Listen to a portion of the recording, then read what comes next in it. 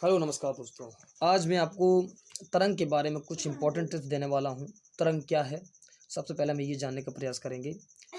तरंग एक प्रकार की ऊर्जा का संचरण है।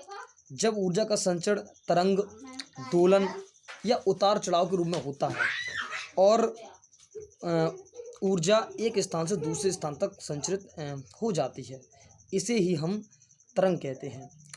आई थिंक मुझे समझ में आ चुका होगा या आपको भी समझ में आ चुका होगा कि तरंग किसे कहते हैं। दोलन का मतलब है कि कोई चीज़ दोलन करती है। कंपन का मतलब है कि उसमें कंपन उत्पन्न होता है, उसमें वाइब्रेशन होता है। और उसमें कोई भी उतार-चढ़ाव का मतलब होता है, कोई भी उतार-चढ़ाव, उसमें कोई भी डिस्ट्रीब्यूशन, कोई भी विक्षोभ, तो ये सारी क्रियाएँ होती हैं, ये ऊर्जा संचरण के लिए होती हैं। इनका होना ही ऊर्जा संचरण का उदाहरण है, जिससे तरंग एक माध्यम से दूसरे माध्यम में स्थानांतरित होती है, संचरित होती है। तो ये तरंग होता है, इसे हम तरंग कहते हैं। देखिए, मुख्यतः तरंगों को हम 4 भागों में वर्गीकृत कर सकते हैं। पहला है माध्यम के आधार पर, दूसरा है ऊर्जा संचरण के आधार पर, और तीसरा है विमीय आधार पर, और चौथा है कणों के आधार पर। अब हम मुख्यतः इसमें एक-एक करके इसको एक्सप्लेनेशन करने की कोशिश करेंगे कि ये 4 भागों में जो बाँटा गया है, उनको किस प्रकार, उनमें कौन-कौन सी परिभाषाएँ तरंग से संबंधित निहित हैं, इसके बारे में हम चर्चा करेंगे। सबसे पहले हम बात करेंगे माध्यम के आधार पर। माध्यम के आधार पर क्या होता है कि इसको भी 2 भागों में बाँटा गया है। पहला है यांत्रिक तरंग, दूसरा है विद्युत चुम्बकीय तरंग। तो यांत्रिक तरंग क्या होती है? यांत्रिक तरंग में देखिए, यांत्रिक तरंग में तरंग संचरण के लिए किसी भी माध्यम की आवश्यकता होती है। कोई भी माध्यम की आवश्यकता यांत्रिक तरंग में होती है। जैसे कि स्प्रिंग की गति, स्प्रिंग में तरंग, स्प्रिंग में अगर हम तरंग करेंगे तो इसमें स्प्रिंग में एक माध्यम है, इसमें ही तरंग अगर संचरण करेगी, इसमें जो तरंग की गति होगी, जो ऊर्जा संचरण होगी, वो उसके लिए एक माध्यम बना हुआ है, वो हमारा स्प्रिंग है। तो इसमें तो माध्यम की आवश्यकता हुई। और विद्युत चुम्बकीय तरंग में क्या होता है कि इसमें किसी भी माध्यम की आवश्यकता नहीं होती है। जैसे कि हमारी प्रकाश की गति, विद्युत चुम्बकीय तरंगें, रेडियो तरंगें इत्यादि, इन सभी में किसी भी माध्यम की आवश्यकता नहीं होती है, ये निर्वात में गमन करती हैं। तो हमें जानकारी प्राप्त हुई है माध्यम के आधार पर तरंगें 2 प्रकार की होती हैं। एक तो होती है यांत्रिक तरंग और एक होती है विद्युत चुम्बकीय तरंग। अब हम बात करते हैं ऊर्जा संरक्षण के आधार पर।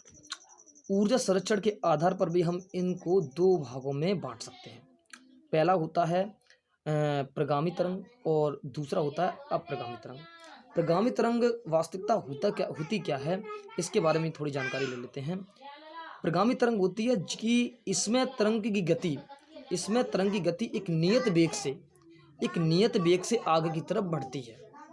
अर्थात इसका जो तरंग की जो कण होते हैं, वो एक नियत और समान होते हैं। एक नियत गति से उसमें संचरण होता है। इसका उदाहरण होता है जल में उत्पन्न लहर। जो जल में उत्पन्न जो लहर होती है, वो प्रगामी तरंग का उदाहरण है।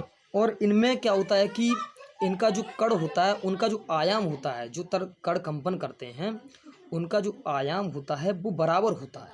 कोई भी आयाम का मतलब होता है एक एम्पलीट्यूड, एक मतलब कि एक डिस्टेंस होता है, वो आयाम होता है, वो इनमें बराबर होता है। तो इसको हम क्या कहते हैं, ये हमारा प्रगामी तरंग का उदाहरण हुआ। अब हम बात करते हैं अप्रगामी तरंग के बारे में। इसमें क्या होता है, जब दो तरंग जिनका अनुप्रस्थ और अनुदैर्ध्य बराबर हो। अनुप्रस्थ का मतलब होता है कि जब तरंग गति की दिशा माध्यम के कणों के कंपन करने की दिशा के लंबवत हो, और अनुदैर्ध्य का मतलब जब तरंग गति की दिशा माध्यम के कणों के कंपन करने की दिशा के अनुदिश, ठीक है। अनुदैर्ध्य, अनुप्रस्थ का मतलब ये इस प्रकार से, और अनुदैर्ध्य का मतलब ये इस प्रकार से। तो आपको समझ में आ गया। तो ये बराबर हो अनुप्रस्थ और अनुदैर्ध्य दो तरंगों के, और ये आपस में एक दूसरे के विपरीत मतलब कि अपोजिट डायरेक्शन में ये कंपन करती हैं। और इनके अध्यारोपण मतलब इनके मिलने से, विपरीत दिशा में मिलने से, इसे अध्यारोपण बोलते हैं। इनके अध्यारोपण से एक नई स्थिर तरंग बनती हुई प्रतीत होती है। इस स्थित प्रतीत तरंग को ही हम अप्रगामी तरंग कहते हैं। और इसका उदाहरण आपको मालूम हो, आपके दैनिक जीवन में बहुत ही उपयोगी है। बांसुरी और हारमोनिया और ये जितने भी गिटार विटार की धुनियाँ हैं, ये सभी की सभी अप्रगामी तरंग का उदाहरण हैं। अपने माइंड में क्लिक कर लेना। देखिए दोस्तों, वीडियो बहुत ज़्यादा लंबी हो रही है। इसके और भी कुछ माध्यम है, विमीय आधार पर और कणों के आधार पर, ये भी 2 थे, लेकिन मैं आपको 2 ही बता रहा हूँ। आप कैसे भी करके इसको समझ लीजिएगा। और समझ में आया, वीडियो अच्छा लगे तो शेयर करो, अन्यथा ना करो, मुझे कोई फ़र्क नहीं पड़ता है। और हाँ, इस प्रकार की नॉलेज लेते रहें। धन्यवाद।